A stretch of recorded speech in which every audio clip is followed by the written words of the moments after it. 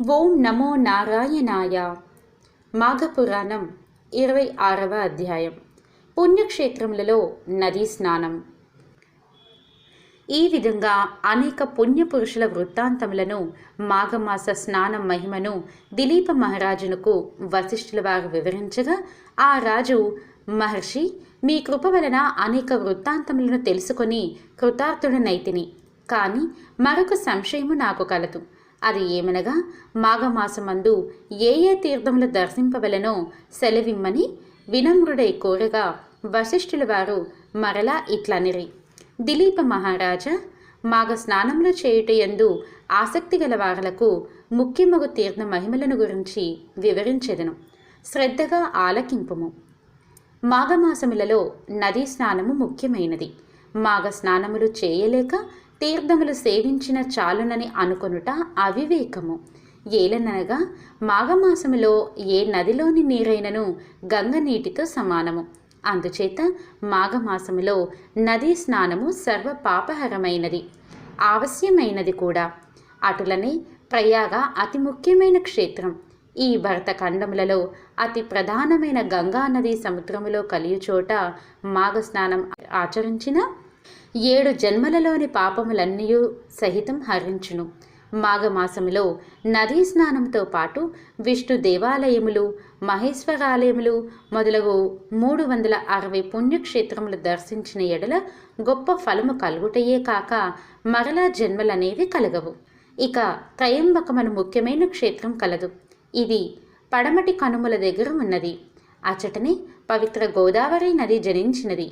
గౌతముడు తన గోహత్యా దోషమును పోగొట్టుకొనుటకు ఇచ్చటనే ఈశ్వరుని గురించి ఘోర తపస్సు చేసి గోహత్య జరిగిన ప్రాంతం మీదుగా గోదావరిని ప్రవహింపచేసినాడు. కావున మాఘమాసములో గోదావరి యందు స్నానము చేసిన ఎడల తక్షణమే సకల పాపములు హరించిపోవుటయే కాక ఇహమందు పరమందు కూడా సుఖపడుదురు. మన దేశంలో ఎన్నో నదులున్నవి. ప్రతి నదీ తీరమున ఎన్నో క్షేత్రములున్నాయి. ఆ నదులలో మహానదులు, పుణ్యనదులు ముఖ్యములు. అవి 100కు పైగా ఉన్నవి. అటువంటి కొన్ని పేరు స్మరించినచో ఆ నదీ తీరాలలోనున్న క్షేత్ర దేవతలను కూడా స్మరించినట్లే అగును. అందుకని కొన్ని ప్రధానమైన నదుల పేర్లను గుర్తు చేసుకుందాం. నందిని, మందాకిని, నలిని, తామ్రవర్ణి, భీమరథి, గంగా, యమున, నేత్రావతి, పంపానది, కృష్ణవేణి, మహేంద్రతనయ, గోదావరి, నర్మదా మొదలైనవి మహానదులు. భగీరథి, గంగా, నర్మదా, యమున, సరస్వతి, కృష్ణవేణి, బాహుద, భీమరథి, తుంగభద్ర, రేణుక, మలావహారి, కావేరి, పద్మాల, తామ్రవర్ణి, తామ్రపర్ణి, విశోక, కేశికి, గండకి, విచిత్రక, వశిష్ఠ ప్రవర, కాశ్యపి, సరయు, సర్వపాపహరి, కుషాపతి, ఫల్గుని, కరతోయ, పుణ్యద, ప్రణిత మొదలైనవి పుణ్యనదులు. మహానదులు చిరకాలము నుండి ప్రవహించుచున్నవి. పుణ్యనదులు మహాత్ముల ప్రయత్నము వలన వారి పుణ్యము కొలది ప్రవహించి వారి పుణ్యమును అందించుచున్నవి మహానదులు. పుణ్యనదులు 2 విశిష్ట లక్షణములు కలిగిన గంగా, యమున మొదలైన నదులు మహానదులుగాను పుణ్యనదులుగాను అయి ఉండవచ్చును. ఈ నదులలో చేసిన స్నానం విశేష ఫలప్రదం. మనము ఆ నదులలో స్నానం చేయలేకపోయినను పవిత్ర మాఘమాసమున ఆ పేర్లను తలుచుకున్నను పుణ్యమే కదా. ఈ స్మరణ వలన ఆ నదులను, ఆ నదీ తీరముల యందున్న పవిత్ర దైవములను కూడా స్మరించినట్లే అగును కదా. గౌతమి నదిలో మరికొన్ని ప్రసిద్ధములగు ఉపనదులు కూడా కలిసి తమ తమ స్నేహ సౌభ్రాతృత్వములను చాటుచున్నవి. అటులని వరంతప అని ఉపనది ప్రవహించే చోట కూడా శివుడు లింగాకారముతో వెలసి ఉన్నాడు. దానికి ఆవలిగా ప్రభావము అను క్షేత్రము కలదు. ఆ క్షేత్రము బ్రహ్మహత్య మహాపాపములను సహితం పోగొట్టగలదు. ఇందుకొక ఇతివృత్తము కలదు. సావధానుడవై ఆలకింపుము.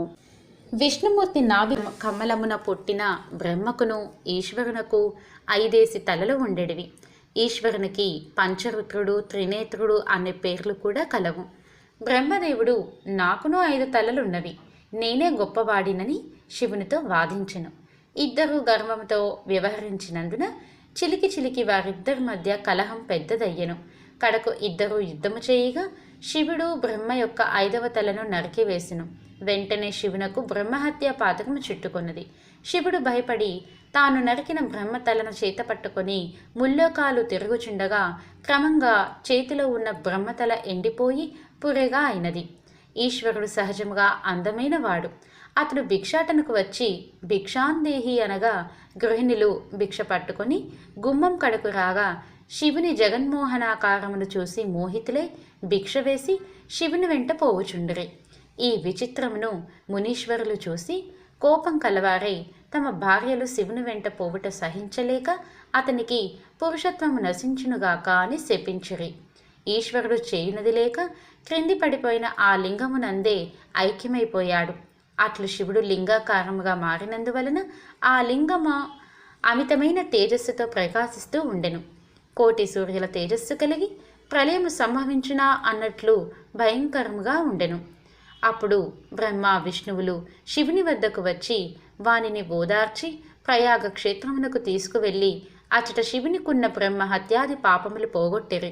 ఆ విధముగా భూలోకమునకు వచ్చి శివుడు అప్పటి నుండి లింగాకారముగా మారినందున భక్తులు ఆ లింగాకారమునే పూజించుచు శివ సాన్నిధ్యమును పొందగలుగుచున్నారు. ఇది మాఘపురాణం 26వ అధ్యాయం సంపూర్ణం.